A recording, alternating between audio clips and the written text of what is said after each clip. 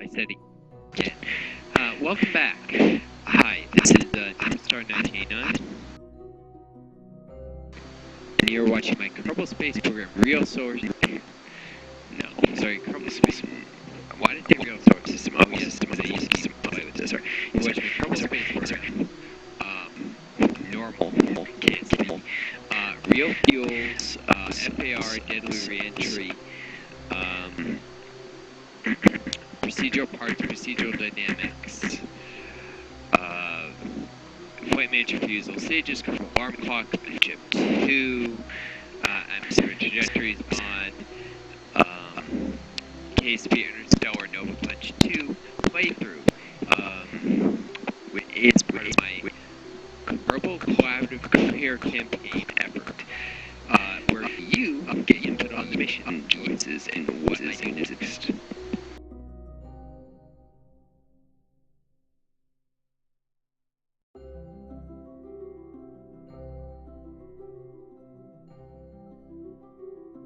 So, for those of you watching earlier, I was just, I was getting this lunar landing all set up, getting the station assembled here, and then making mistakes of processing the science. I don't send hits in this vessel. I want to get some covered to carbon surface in this mission plan. Saved months, and I saw no reason to waste electricity transmitting stuff, and then I forgot and started to process stuff to transmit anyways. This lander is reusable. It's going to make a landing on the moon surface in just a second.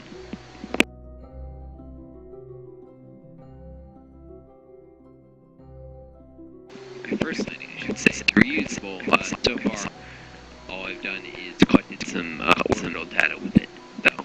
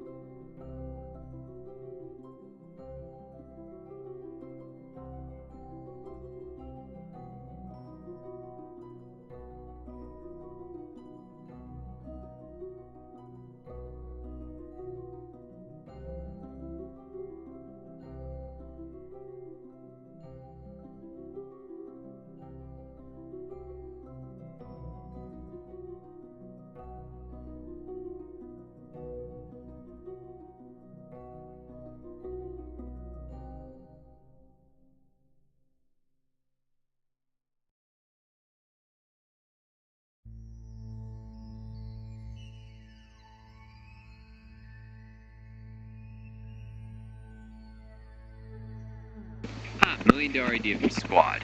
Yes, I'm getting the idea of calling $1 million idea from the Kerbal Cast guys, but a way to download data from part to part, especially with docked vessels, so we don't have to get out on EVA to retrieve the data. Is that possible?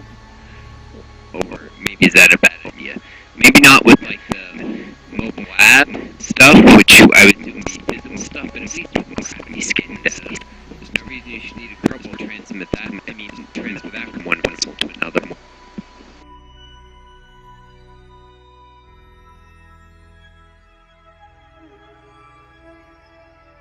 Of course, honestly, there's no reason that shouldn't have 100% transmit value too. So I don't know.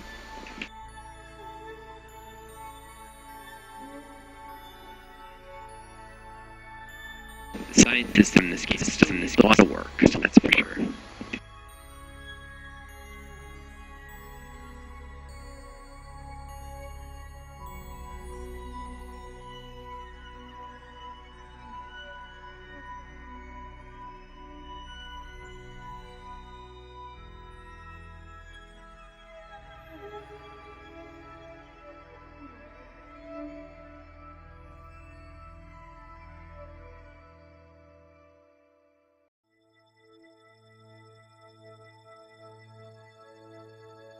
Whoops, didn't grab that before.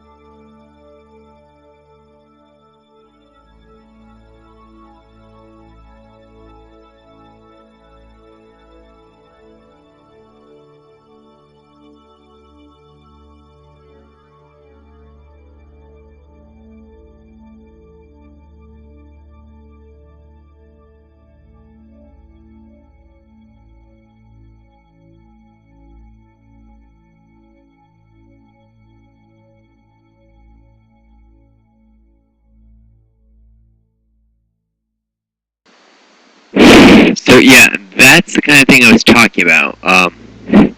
Like right now, I need to send the Kerbal an EVA to get this data over here.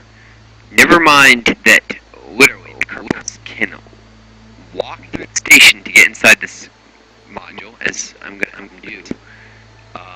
They still have to pop outside to grab the data from the module they're in. Watch.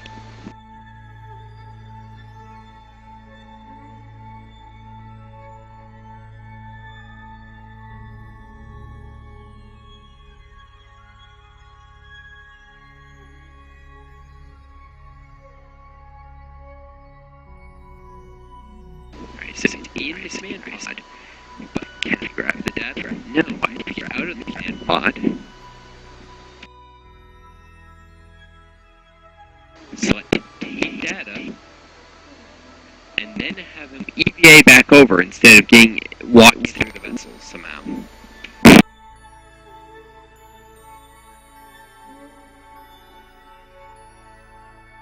I mean, you can see this is clearly one continuous vessel with, I would assume, built-in crawl waste space somehow inside under something. If the Kerbal can move physically, just from the data should be able to do.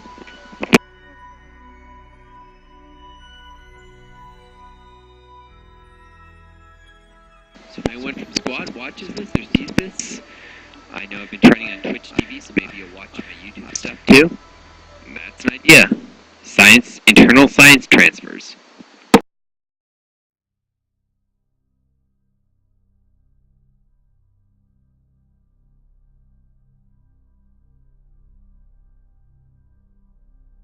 It's not as big as some of the other stuff I've repeatedly hyped on, like why we need an ISRU system, a resources system that is, but it's still important. Quality of life issues.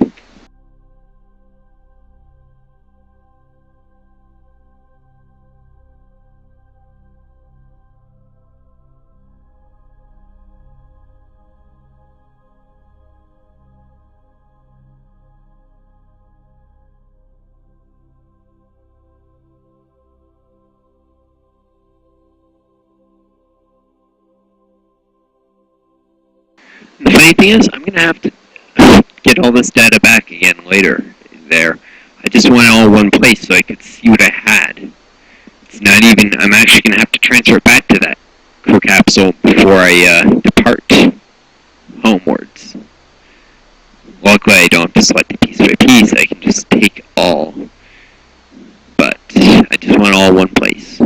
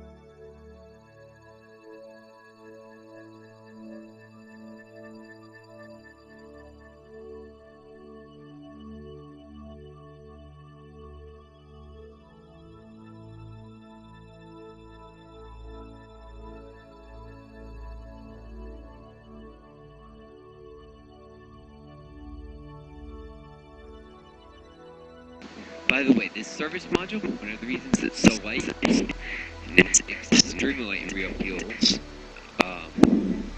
it's supposed to be an unpressurized cabin. Yes, it's closed off from outside environments, but it's not. The crew cabin, as I understand it, is not a pressurized crew cabin. The Kerbal would still wear its spacesuit inside of it. Of course, I could be wrong. It's got highly pressurized fuel tanks, so maybe some extra mass to have a pressurized cabin, or not significant amounts, but I think it's pressurized. I think one of the reasons is actually just because it doesn't have an airlock, which would have added mass. It's supposed to represent, there's a certain real-world analog for this, but it's an unpressurized lander, basically, is the idea. So this is, one of the reasons it's so much smaller in the palm ones. The other main one, I mean, this is not real solar system, so it's all still to be the surface and back.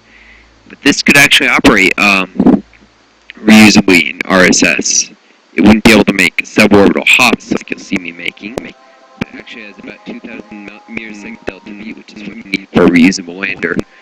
And 6.4x scale real solar system. It's not too much more in the realistic side one. So, you can actually have a lander a little bigger than this that would be for reusable and real.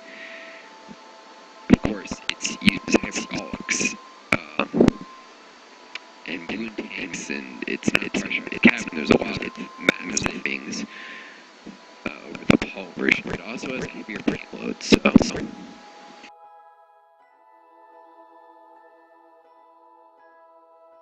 And of course, it's a one-man lander, not a Pt2, which gets exponentially heavier. So I guess the payload is heavier. If you count the crew payload, it's much lighter.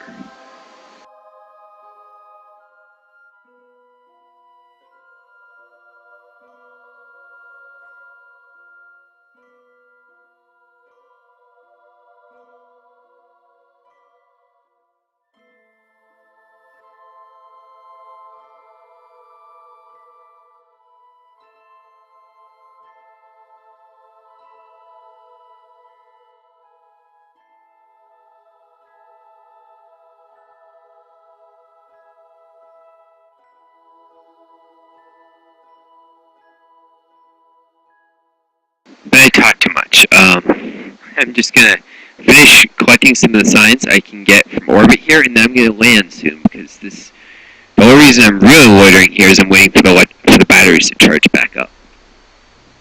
Because I made the mistake of draining and processing that data before. Shouldn't have done that.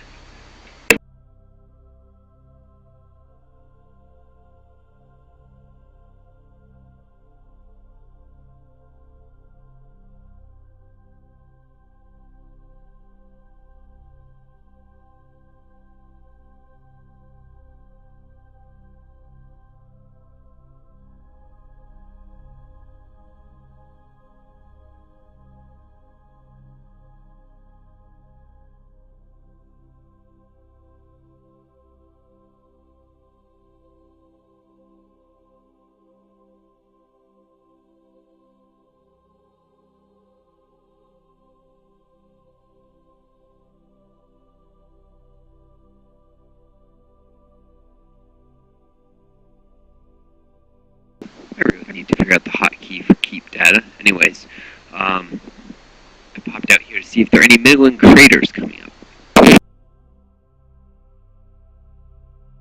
Nope.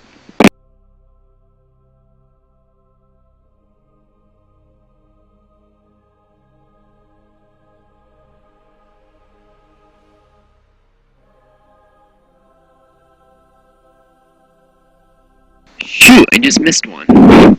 Okay, you know that's a separate biome, the Midland craters, so you can get separate EVA reports, separate gravity scans, separate data for them.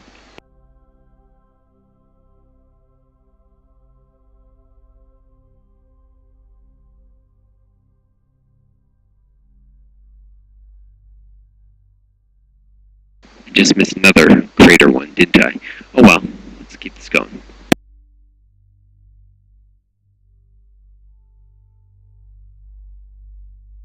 Here's a big crater, should get.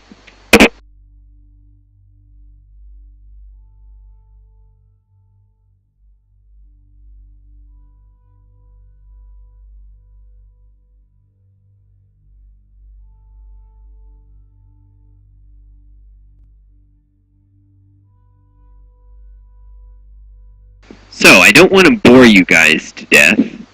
I'm sure some of you are interested in seeing this, maybe.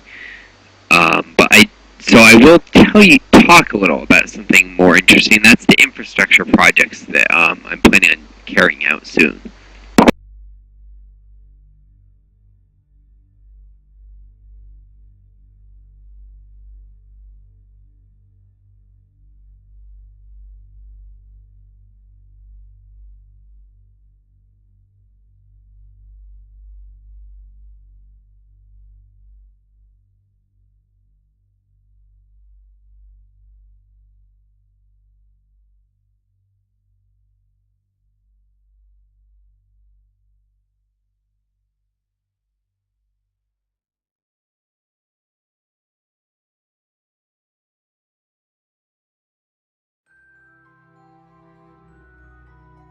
Okay, so the ideas are these, basically. We've got microwave beam power, which I was talking about before. Dedicated kerosene field depots, no liquid oxygen storage capacity. Basically, I would just set up kerosene ahead of time and launch all my liquid oxygen. But that would still allow me to launch ahead of demand some of my fuel. And use lighter launch vehicles, but when you're using mass drivers, you want to have the lightest launch vehicle as possible, because then with the same amount of power and rings, I should say with the same rings, you can get up to higher velocities, and thus each one needs less diesel to be in orbit. Of course, that's theoretically. Currently, there are actually issues with if I set the power levels to max, which is the only time it really applies, things break up due to aerodynamic forces, if they're even slightly asymmetrical. So I haven't actually been able to get something to use the full rings in case my larger vessels that just got power further and at the same speed, then they're actually more efficient because they have less drag. But theoretically, with a real-world system that was carefully designed aerodynamically to be stable at really high velocities, you want to launch really small vessels, lots of them, instead of a few big ones. Because that way it costs less delta V to get to orbit. So anyways, yes, so fuel depots could use smaller launch vehicles, launch ahead of demand. The mass accelerator rings can only hold up to 2.5 meter vessels, so also there's that issue with getting really heavy payloads to orbit. It has to be able to make it up on a 2.5 meter launch vehicle. If it can't, I need to break it up somehow, and not launching the kerosene and launching that ahead is one way to break mass into smaller pieces.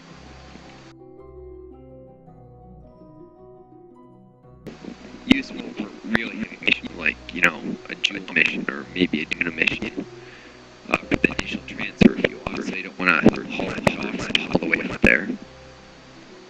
Though if I was going to Joule, I could send out kerosene and for my return fuel and harvest liquid oxygen from lake. There's options, of course. If I was going to go there, though, if I was going to produce some fuel with ISRU.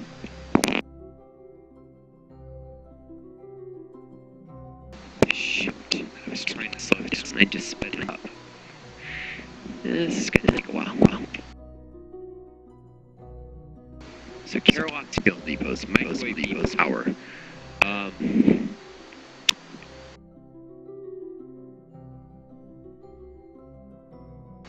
blanking. Oh yes, a lunar base, a lunar surface base. Either holes to harvest liquid water, or just anywhere to harvest oxygen, liquid oxygen.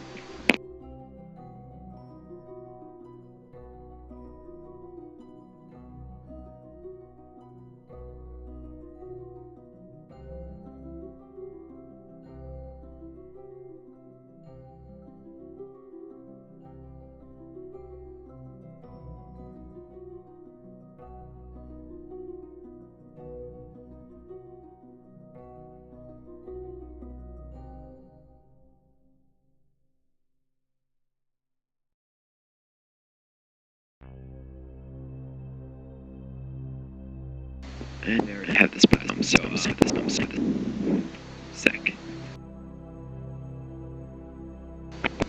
Waiting for the solar panel to charge the thing, but I think it's no quick way to spray the sun more.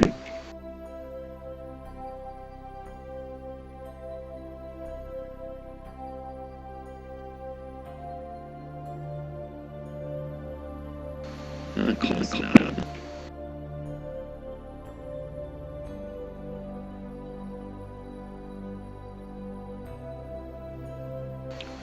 So, also, and I hinted this a little late, it's a fuel accumulator system. That's the one. Basically, using containers in the atmosphere to scoop oxygen off the top of Kerbal's atmosphere.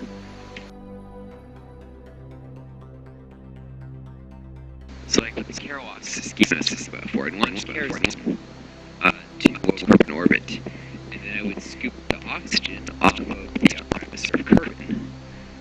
Now the problem with that is that creates some drag. K-Space requires you to go below the Kerbal line, that is below 70 kilometers, to scoop this to work.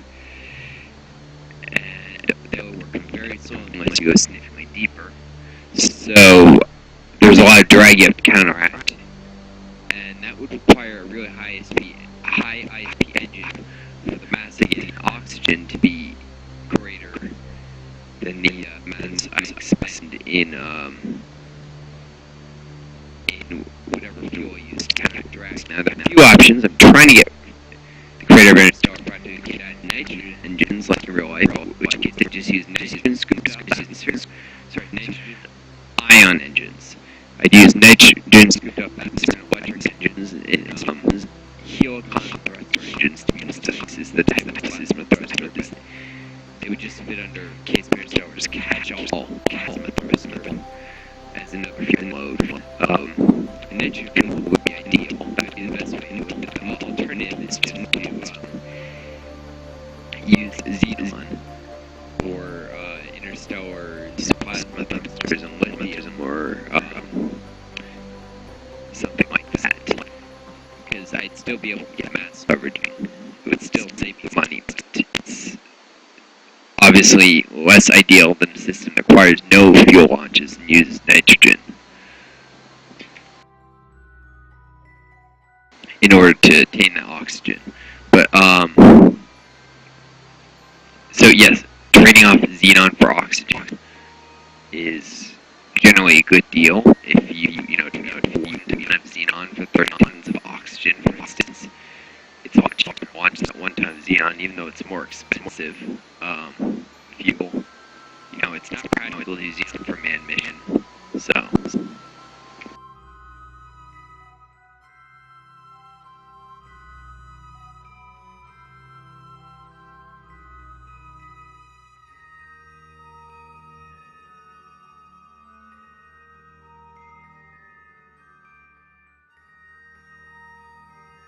And that's when all in the system mass electric.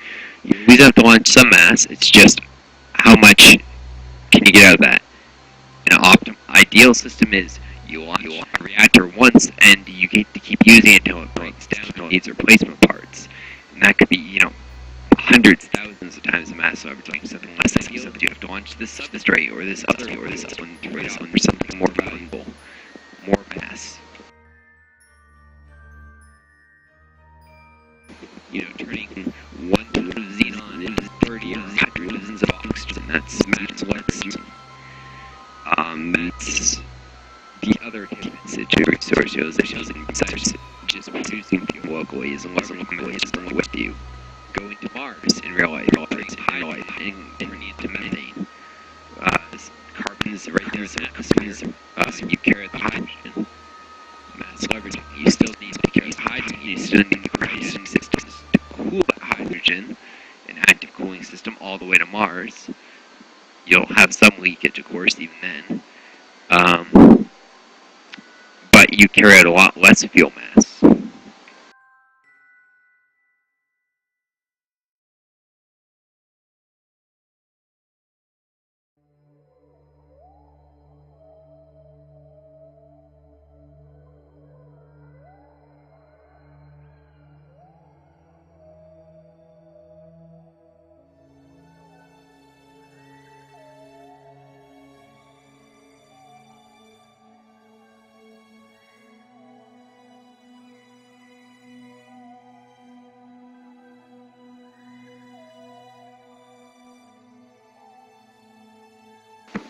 Okay, I think I got all the major craters at this point. Just need to get the like highlands, middle ones. That'll be good for the landing. So yes, atmosphere consists of fluid accumulators, which would basically have to be mass leverage type schemes. Ones that involve bringing some fuel and seeing a lot more fuel, unless I could get precipitated nitrogen as a fuel load for the engines. Here it is, nitrogen is a resource in Kerbal's atmosphere. We just don't use it for anything yet.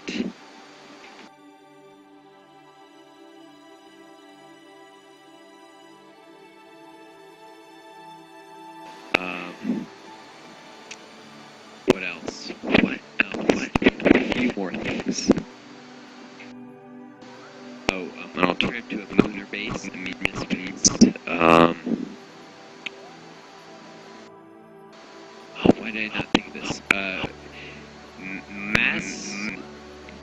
Orbital mass drivers, momentum exchangers. That was the really cool one. So mass drivers work, of course, on the surface, and then they're ground into the ground, and what you're actually doing is using the planet as a reaction mass. It's not free momentum. The planet actually gets shifted very slightly when you shoot something up out past the atmosphere. But it's such a small change in Earth its momentum is negligible. Not so if you stick something in orbit or something, then it's like an engine. The advantage of using a mass driver is you can use spacecraft dry mass as a reaction mass. What I'm talking about is, let's say I've got this moon mission here, okay?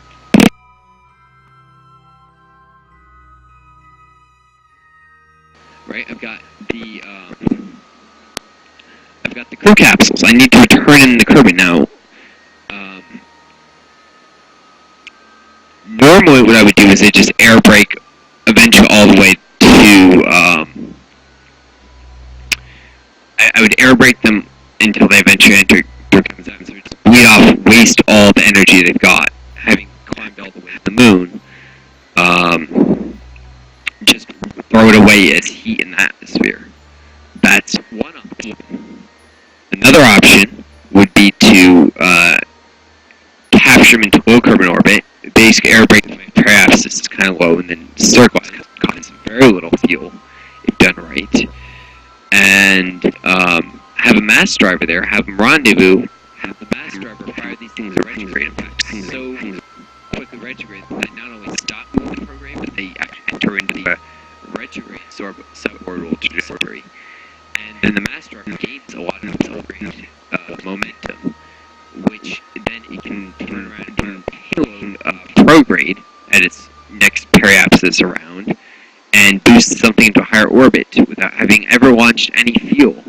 It works because you're recycling momentum you already had. You don't get anything for free, you just get better efficiency in a kind of difficult to conceptualize way.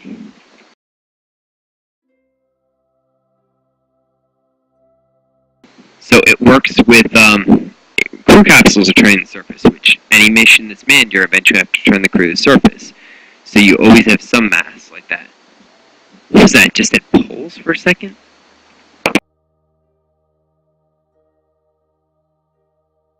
I'm getting kind of weird biome readings here. Wait a sec.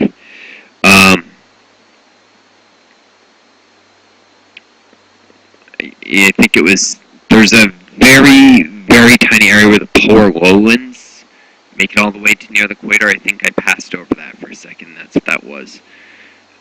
Or maybe it was some glitch. But, okay. Probably not going to see it again. Just waiting for the next pass to finish charging the batteries, and they'll be ready. Oh, it said poles. I'm nowhere near the poles.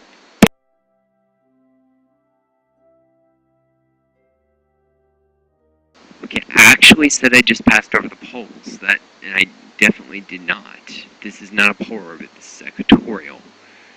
That was a bug. Did anyone else see that, or am I just imagining things? You could probably go back, YouTube videos, slow-mo it. Could be cool. So it works for crew capsules, but that's a relatively small amount of reaction mass. You're only going to get a modest amount of energy out of them. It's going to take a long time for the massive mass driver to pay for itself that way. But you can do it with other things, like the upper stage of a rocket. Let's say this, big heavy rocket and launch a SpaceX style. The lower stage just recovers the launch pad. The upper stage is especially heavy because it's got to carry more delta V if the lower stage is SpaceX style and is mostly a vertical launch. I'd circularize that. I've got to deorbit that to recover it. Now, normally what I do is I turn around, use fuel to deorbit that, use more fuel to probably control the reentry a little, but I use quite a bit of fuel just deorbiting it. Or at least some. Well, that's wasted fuel and wasted momentum right there. If instead I load that big heavy upper stage,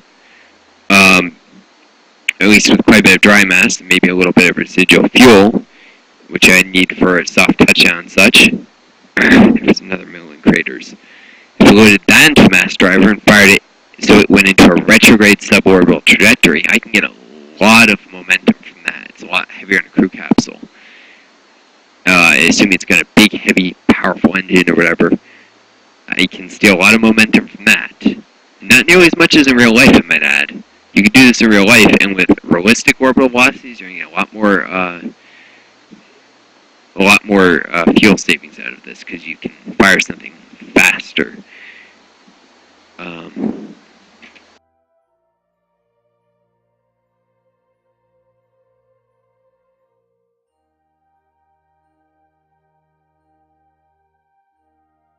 Batteries are just about charged here, so in a second I'm going to attach the lander and make a landing here, I think.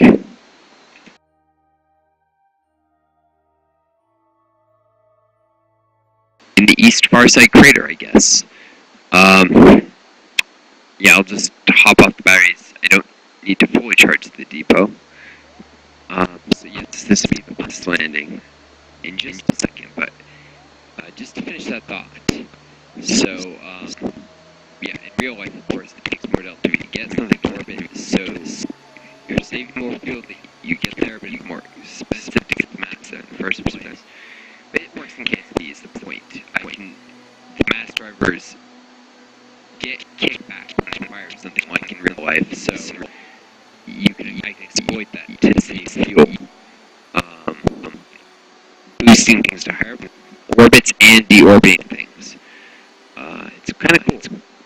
I just thought I'd leave you guys with a few of the infrastructure projects before I dump this landing. And I'm going to break up this video here because I've been talking too much, and some of you just going to want to skip part this to watch the landing.